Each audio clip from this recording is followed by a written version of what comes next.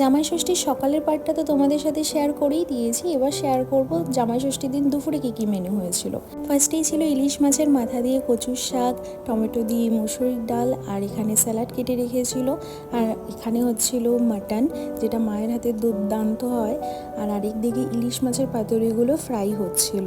আর এখানে আমি অনেকগুলো ভাজাভুজি ছিল, তো সেগুলো আমি কমপ্লিট করছিলাম, কারণ মা অনেক ভোরবেলা থেকে রান্না করছিল। আর এখানে মা আমাকে একটু মাটন টেস্ট করতে দিয়েছিল, যেটা খেতে অসাধারণ হয়েছিল। দেন মা সব খাবারগুলো সাজিয়ে দিয়েছিল। এখানে ছিল সাদা ভাত, দেরাদুন রাইসের পোলাও, আলুর পকোড়া, ভিন্ডি ভাজা, পটল ভাজা, কুমড়ো ভাজা, ইলিশ মাছ ভাজা, ইলিশ মাছের মাথা দিয়ে কচুর শাক, মসুর ডাল, চিংড়ি মাছের মালাইকারি, ইলিশ মাছের পাতুরি, মাটন, চাটনি, পাঁপড়, স্যালাড, ফল, রসমালাই, মিষ্টি দই, ক্ষীরের মিষ্টি, 5 রকমের মিষ্টি, কোল্ড ড্রিঙ্কস, জল।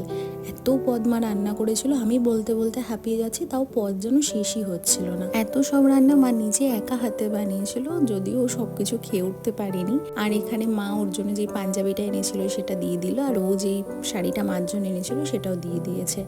আর এখানে মা ওকে একটু মিষ্টি মুখ করিয়ে দিয়েছে, যেহেতু আগেই বলেছি আমাদের এবার আশীর্বাদ হবে না, তাই একটু মিষ্টি মুখ করাচ্ছিল। আর এখানে মা ওকে বলছিল সব খাওয়া শেষ করে উঠবে, যেটা নিয়ে আমরা খুব হাসাহাসি করছিলাম। তো যাই হোক, ও খাওয়া শুরুও করে দিয়েছে। তো ব্লগটা এখানেই এন্ড করছি। ব্লগটা কেমন লাগলো অবশ্যই জানিও, ভালো লাগলে লাইক কমেন্ট শেয়ার করে দিও। ওকে, বাই।